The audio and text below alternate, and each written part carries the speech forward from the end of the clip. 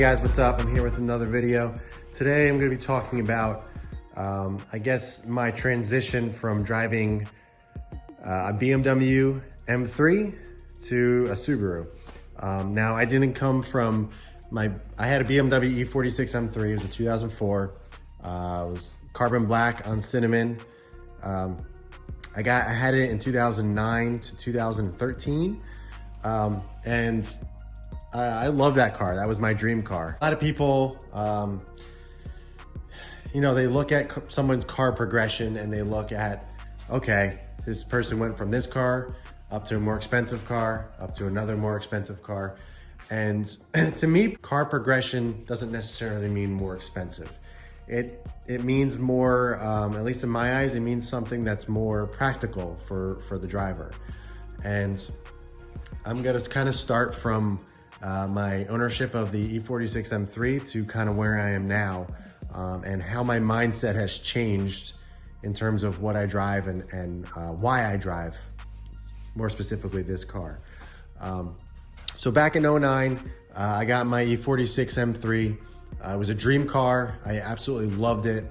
At the time, I just graduated college. I was still living with my parents. I was kind of getting my feet on the ground and everything. And getting, getting ready to move out and kind of start my life on my own. And, the M3 was, like I said, it was my dream car. So every single day, I was working on the car. I was tinkering with it. I was modding it. I was on the forums. I was obsessed.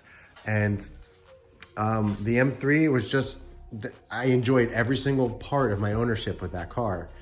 But, as I got older, like I said, I was living at home, so I didn't really have that many responsibilities. I didn't have many bills. I didn't have a mortgage. I didn't have basically anybody else to care about, in terms of, paying for, there was no responsibility under my belt for caring for anybody really. So, it was basically just me. I just had to worry about, what mods I was putting on the car. And I was really enjoying that, obviously. I was really taking it in. Enjoying my time, not having to have responsibilities, basically. That was just my, my time after college, whether yours is you moved right out, whatever it may be, that was just my personal experience. And I'm really thankful for that because I was able to kind of do the things that I wanted to do. And I wasn't held back by, having to jump right into life, have a mortgage or anything like that. Not that that's a bad thing at all. That's just kind of what my life came to, which was I had no problems with. So I drove my E46 M3 for 4 years. And at the end of my ownership, my girlfriend and I, who's now my wife at the time, we were buying our first home. And, kind of reality set in. I was like, you know what? I don't want this car to hold me back from my life. We're making a big step. Purchasing a home, which is a huge feat in itself. And I didn't want to be held down by maintaining a really expensive car. And, the M3 I was so worried about it since it was pretty much a $70,000 car. I was so worried about where I drove it, where I parked it. And the more modifications and parts that I put on it, the more I worried about it. So me, that kind of took away from my experience, my ownership. That's the one regret I had with that car is I didn't drive it enough. And that's simply because I was, I loved it. I cared for it so much. I just looked at it in the garage. Obviously I drove it. Well, let's see, I put I think about 20,000 miles in 4 years. So that kind of shows you how much I guess didn't drive it. I did drive it. It was mainly just for fun. I drove it to and from work sometimes and everything. I had another car that I could use to kind of do double duty and everything, which I'm really thankful for. But I started really thinking, I was like, you know what? I don't want my life to be dictated by a car. And, obviously I was able to afford it when I moved out. The car was paid off. I paid it in full when I bought it. So I didn't have any car payments or anything like that. But I started really looking at the practicality of things. It was 2 doors. It was a very expensive car to maintain. You're basically looking at $1,000 maintenance fees pretty much every time it goes to get something done. It's just really expensive. And, you know, I really obviously could have made that work. But like I said, I didn't want to be held down by a car, you know, what I was doing in life, where I was going. And it just, you know, that didn't sit well with me. So I wanted to get something that was more practical and, you know, in my eyes, and by practical, I mean cheaper to maintain, something I didn't really necessarily care about as much. I mean, that's, you know, I care about all my cars, but something that didn't really hurt as much on the wallet, a little bit more easier to maintain. You know, you got to look at it this way. M3 oil changes were 120 bucks, and that was doing it myself. And Subaru, you know, WRX or STI oil changes are anywhere from, you know, I was doing the WRX oil changes myself, which was about 50 bucks. STI, go to the dealer, it's like $65, $70. So that's a pretty big savings in doing just the oil, you know. And then you got to think of the big maintenance services that you got to do, like inspection 1 and 2 on the E46 M3. That was, you know, anywhere from $600 to $1,500 every 20 to 30,000 miles. And it was just, you know, it's an M car. It has an M tax. It's expensive. A lot of people that were following me, that followed my journey on that car, were always like, they kind of, you know, they expressed their opinion, like, don't sell it. You know, why are you going to a Subaru? And, you know, I was a little hesitant at first as well, because I was going from probably one of the best driving cars put out in that price bracket, to something that was considered, I guess, an economy car, you know, an Impreza basically. So a cheap car, you know, not as obviously well made, and it's a very different car, and I knew that going into it. And, you know, a lot of people thought that I was going to miss, you know, the M car and just what it brought to the table. But what I found personally was, not only was the car cheaper to maintain and obviously to just own, I was able to enjoy driving more. And that's simply because it was a cheaper car, and I wanted to drive it. I wanted to go out and drive it every place possible. I wanted to drive it in the snow. I wasn't afraid to mod it because, you know, modifications or parts were so much cheaper. I mean, my whole entire exhaust setup on my M3 was about 4,000 bucks. You know, headers were 1,500 or 1,000 bucks. Just the muffler alone was 1,500. The different section 1 and 2s and everything out, you know, I was looking at anywhere from $3,000 to $4,000, and that's pretty pricey for an exhaust setup. For my exhaust setup on this car, it's a catback. I don't have headers or anything. It was like $1,000 bucks. I don't even think it was that much, and and I never changed it. You know, I've had the same one. The M3 I changed so many times because I was looking for that perfect sound. So that just kind of gives you an idea of how much things cost in terms of, you know, in the Subaru world or the, you know, the M world. Yeah, I know this car, the modifications aren't always cheap. You know, wheels are wheels, they'll always be expensive.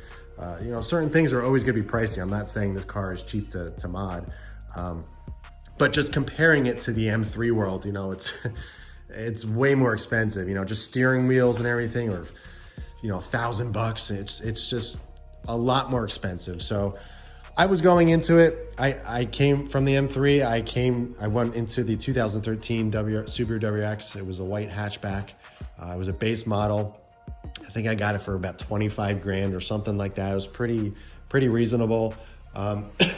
And, you know, I went into it knowing that it was a cheaper car. I knew the materials were cheaper. I knew the sound deadening inside wasn't as robust as the M3. The M3 is, you know, over-engineered. That's what BMWs are. That's what M cars are. That's what Porsches are. They're over-engineered, which is a good thing in most aspects. You know, it had a 50-50 weight distribution. It handled beautifully. And, you know, and all the buttons and everything on the interior and the materials used, everything was obviously higher quality. And I knew that going into buying the Subaru WRX. So, you know, when I got that car, I didn't have any regrets. I didn't have any thoughts of, oh wow, this isn't an M3. I'm really upset that I got rid of that car. You know, to be completely honest, I started enjoying driving more once I got my Subaru, my first one.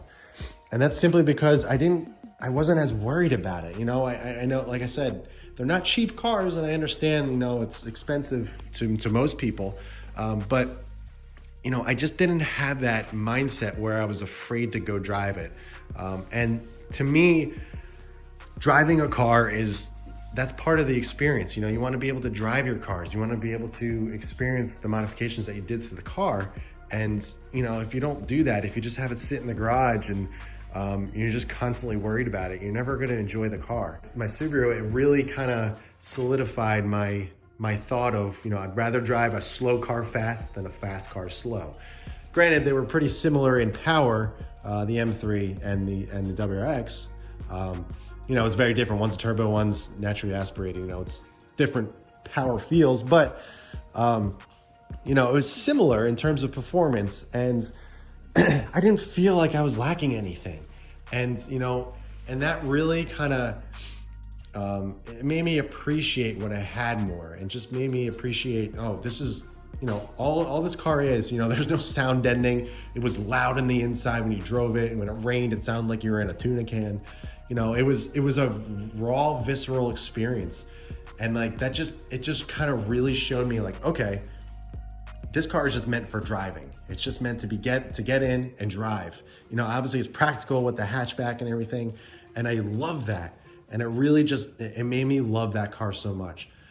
So then moving to the STI, it made me appreciate even more, you know, because obviously the STI is a little bit more from the WRX. You know, it's a little bit more power, a little bit more geared towards, you know, the track use and everything like that.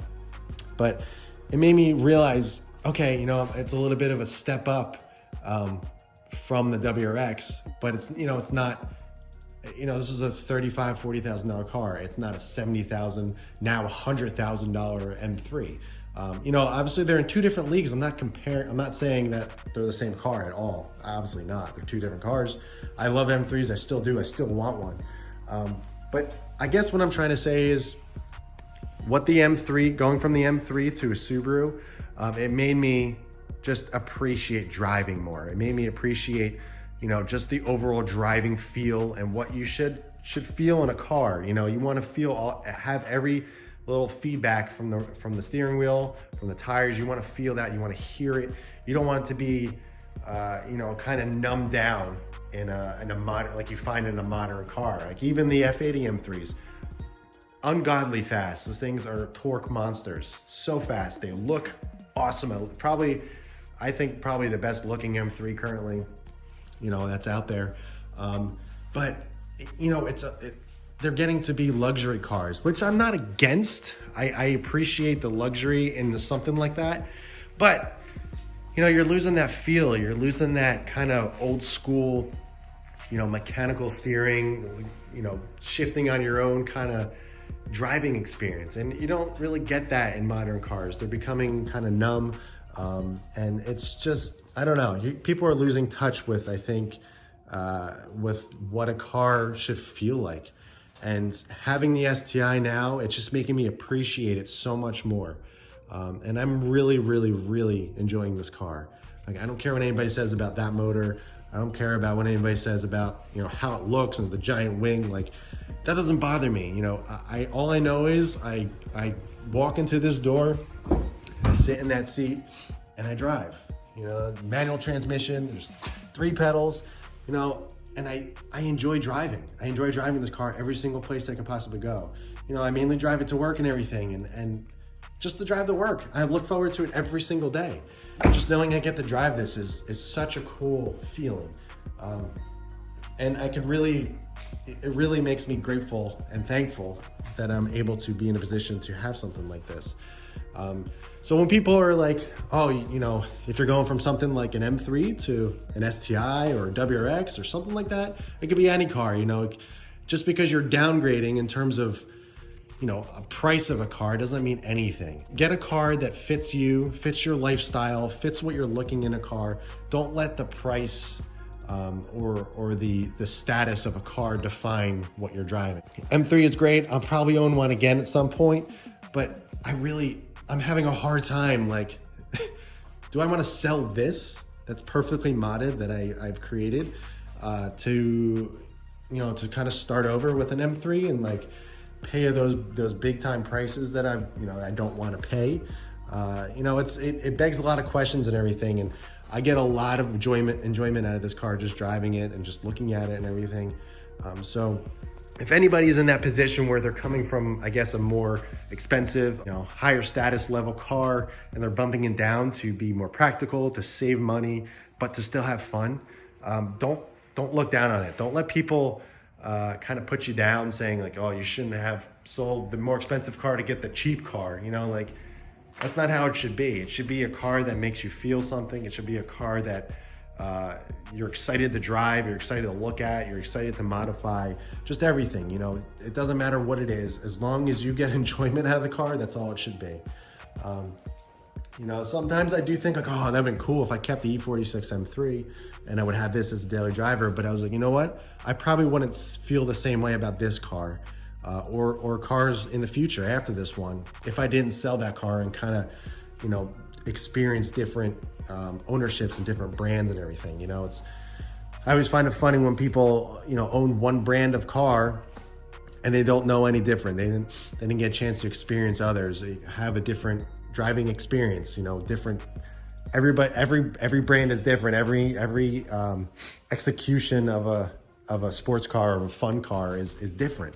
So I encourage people to go out there, you know, sell the expensive car, try something cheaper, you know, or try something more expensive. And I'm sure you'll enjoy it even more. But, you know, that's just not what my car progression has been. It's been more of, I got the really nice expensive car, I enjoyed it, and then I kind of bumped it down a little bit and kind of just wanted to gather my thoughts and say, hey, you know, what do I like about cars?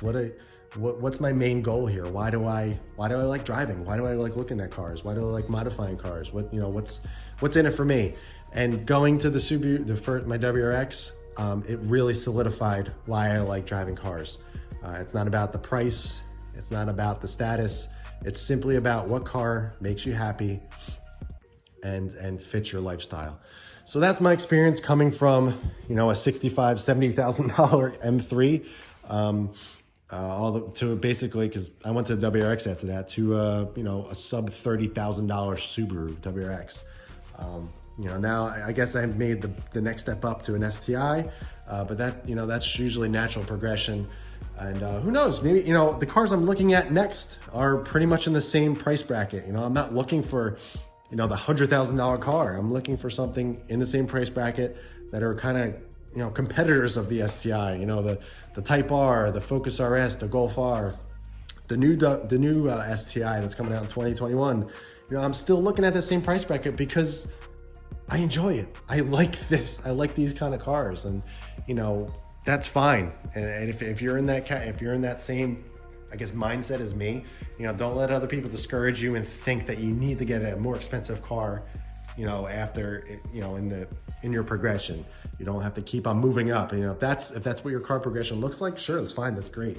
I'm happy for you. But don't let other people put you down. Don't let other people tell you what you should get. You know, like I said, buy the car that makes you happy and that fits your lifestyle. And I think you'll really enjoy your ownership that much more. So sorry this was kind of drawn out. I kind of rambled, but it's been on my mind. You know, I always think about my M3, and I still remember the day that I kind of, I guess, announced to my followers at the time and friends and everything that I was moving from a BMW to a Subaru, and kind of the flack that I got for it. And now a lot of those people that I guess stayed in contact with are you know, telling me how much they love this car and everything. And it's funny how it's full circle here. And you know, that I'm really am enjoying this despite my downgrade in my car progression. You know, it doesn't really matter as long as you get something that you love and that fits your lifestyle. That's all that matters. So that's the video for today. I appreciate you guys liking and subscribing. Like I always say in all my videos, I'm gonna try to get as many videos out as possible. And yes, to everybody wondering, I'm going to get point of view driving, you know, get my GoPro out and mount it on my head, so you guys get I guess a firsthand experience of what it looks like when I'm driving this car. That's probably the most request video I get. But I want to make sure that I have the time to make that because I want to make it a good video. But I always have videos planned, and it's just a matter of making them. So be on the lookout for more videos. I know I've been throwing up some short ones, you know, me just kind of doing some cold starts and everything, but I like making those little short videos because that's the kind of stuff that I like to watch. You know, not a lot of people just do these crazy grand reveal and like commercial movie looking, really edited videos and everything. And you know, that's just, I enjoy them, but that's just not me. I like the real, I like the kind of amateur, you know, walking around the car in the garage or in the driveway kind of videos and everything, because you get a real idea of what the car sounds like and looks like, and just kind of in a real life situation. So, but yeah, again, I'm rambling. I guess I just like to talk and ramble when the camera's on, but thanks for liking, thanks for subscribing. If you have any questions, just ask them below. I'll be sure to answer your questions or link you to a video if you have any specific part questions or what have you. But thanks again, and I'll catch you guys in the next one.